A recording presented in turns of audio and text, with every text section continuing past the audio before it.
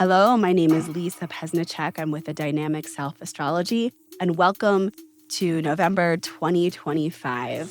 So, although the world keeps on churning, I suspect that many of us were able to exhale a bit more deeply in October, able to let the tensions of the month prior in September melt away and find some joy in the mundane, be that enjoyment of family and friends, basking in the beautiful autumn weather, or enjoying a good book. In whatever form that may have taken, I hope that you soaked in the releasing and healing potential that has been available. November largely continues similar themes of watery imagination and creativity, as well as connections and even feelings of hope. The risk of the supportive energy that we are currently in the midst of is that we could lay back and not take advantage of the flow that is available. While many could use time to recline, space out, and let the nervous system recover, if you do have a project that is in a slump, this could be a good time to actively step into the creative process. However, November also includes a frenetic Mercury retrograde that is highlighted by its interactions with both Mars and Uranus. This astrological signature ushers in the potential for communication, technology, and travel mayhem. While there is the potential for meaningful new perspectives as well as breakthroughs, we could also witness sudden bursts of upheaval, revolutionary cries, and overall tumultuousness. Do your best not to get caught in the politically divisive rhetoric. It is not likely to lead you to where you think that it will. And the same signatures that signify supportive emotional healing could become emotional overwhelm and outbursts. So keep your center. The first stop for November is the Taurus full moon, which takes place on November 5th at 13 degrees Taurus and 22 minutes. The full moon occurs immediately after the intense Mars opposition at 0 degrees Sagittarius and 8 minutes, which is on November 4th. Thus, the momentum and revolutionary spirit of Mars opposite Uranus is embedded into the full moon. On its own, a Taurus full moon is very lovely. The moon is exalted in its sign of security, of beauty, and of stability. We can expect this full moon to be activating, exciting, and full of activity. Sleep could be interrupted at this time, so do your best to integrate your tried and true bedtime rituals to ensure that you get the rest that you need. We could be feeling the pre-holiday rush coming in, social calendars becoming full, and the to-do list becoming overwhelming. In addition, the world chaos could be stirring up another round of intensity and drama. A culmination could be coming to the surface, creating a call for revolution. Personally, this could be a great time for breakthroughs in areas where you have felt stuck. The energies that are highlighted, which are Mars and Uranus specifically, indicate that we could be faced with a sudden and intense call to make drastic changes, specifically in areas where we have deeply resisted change. Remember that discomfort is often not something to be avoided, but rather to sit with in compassion and curiosity. Bring the discomfort in, sit beside it, and ask it what it has to teach you. Next up is Mercury stations retrograde and direct both in the month of November. Mercury will station retrograde on November 9th, 2025 at 6 degrees Sagittarius, 51 minutes, and will station direct on November 29th at 20 degrees Scorpio, 42 minutes. So take a look at your chart for what you have situated between 0 degrees of Sagittarius and 20 degrees of Scorpio. The signature aspects that this Mercury retrograde will highlight include a conjunction with Mars, which perfects on October 20th, November 12th, and January 18th, and an opposition to Uranus, which perfects on October 29th, November 19th, and December 10th.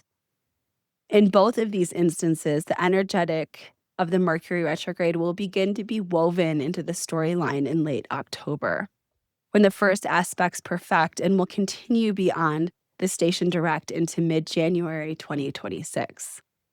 Mercury in a hard aspect with both Mars and Uranus indicate a time of fighting words, sudden outbursts of anger and revolution, as well as jolting threats.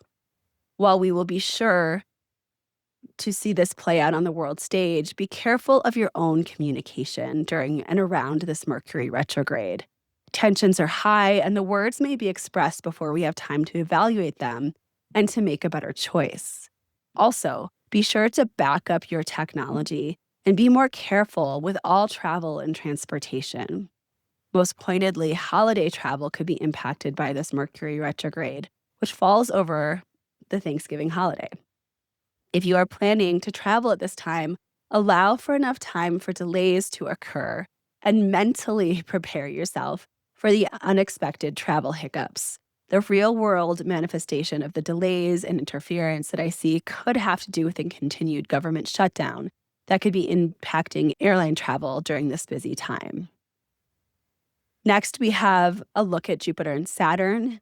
Jupiter and Saturn provide a potentially positive spin on the otherwise challenging events that look to be unfolding. Both planets are moving very slowly throughout the month, as each slows to station. Jupiter will station retrograde at 25 degrees Cancer, 9 minutes on November 11th, and Saturn will station direct at 25 degrees Pisces, 9 minutes on November 27th. While their powerful watery trine will not perfect, they will be within 30 degrees of one another. So they're very close. This alluring trine will not perfect until August 2026. With Jupiter and Leo and Saturn and Aries, we will feel this close connection between Jupiter and Saturn this November. What this means is that we could experience tensions leveling out to some degree, possibly even finding a means of pragmatic compassion and understanding. While the supported cosmic gift could offer some guidance for moving forward, it will not fix our problems. If we want to harness the optimism and flow of this trine, we need to be intentional in how we access its power. Nothing is free. Check to see what you have between 22 to 28 degrees of the water signs, which are Cancer, Scorpio, and Pisces, to see if you are able to bring in the blessings and benefits of this transit. Finally, the Scorpio new moon occurs on November 21st at 28 degrees Scorpio, 11 minutes, bringing us deeper into the shadowy liminal realm. The Scorpio new moon is luscious and velvety. Although the highlight of the new moon is in opposition to Uranus at 29 degrees Taurus, 29 minutes, there is a lot of watery support involved as well. This is illustrated by the grand trine between the Sun and Moon and Mercury, all in Scorpio, Jupiter in Cancer, and both Saturn and Neptune in Pisces. Mercury retrograde is closely conjunct to the new moon. The symbolic picture that emerges is one of revolution and sudden shifts, a theme that has been consistent for some time, but one where the jolting changes are absorbed by and put into action by deep intuition, reflection, and compassion. This is a great astrological environment for new dreams to come to life. Fertility as strong as is deep knowing. If out of the blue events do occur, we should be able to find the emotional intelligence to make something profound out of the new perspective. This is a great time to realign your nervous system through nature and meditation and sink into your intuition. Listen to your spidey senses at this time. Look for the patterns and omens that surround our day-to-day life. Be a magic detective. The world is only as bland and mundane as we make it, and it's also just as magical as we make it. Enjoy the imagination and new revelations that are available at this time. So, in closing, on a larger picture folded into this month and what could be also highlighted in some of the tensions that are occurring specifically with the Mercury retrograde, we are currently dancing with the art of division. September highlighted the divide that the U.S. is largely situated within, and November could stoke those flames a bit more. The current storyline is largely headed towards February 2026 and ultimately 2030. There are two directions that we can decide to follow. Either let yourself be pulled to one side or the other in anger or fear, or you can lean into the fact that we are all connected and division is one of the many illusions that we as humans wrestle with. Although we may think that there is one side or the other, the truth is that the binary boundaries that we create are always bound to dissolve because they're not real. Life is filled with constant crossroad decisions. Some are more impactful than others. The crossroads that humankind stands upon at this moment is a big one, and it may not be the one that everyone thinks that it is. Humans tend to choose division in order to feel safe, but ultimately these decisions are based in fear. Making decisions at the holy crossroad out of fear is not in the interest of our highest good. And this is the creative act of trust that we are being faced with. Trusting that our natural state is a cohesive and united state of being, and that we can live in relative harmony as united humans. While I hope dearly that we will find balance within the current imbalance that we find ourselves in, I suspect that the only way through the current conflict could include a distinct fallout. The only way out is through, and we will see. But always keep the larger picture in your mind and in your heart. And check yourself if you're being pulled towards one side or the other of our divided world. While the means may look to serve the end, do they really? Are others being hurt in the process? And are you acting out of fear or anger? Always be kind and compassionate and curious with yourself, and allow yourself to be fluid. Thanks for reading, for listening, for watching. I'll see you next time. Bye, everybody. See you in December. Enjoy your November. Take care. Bye.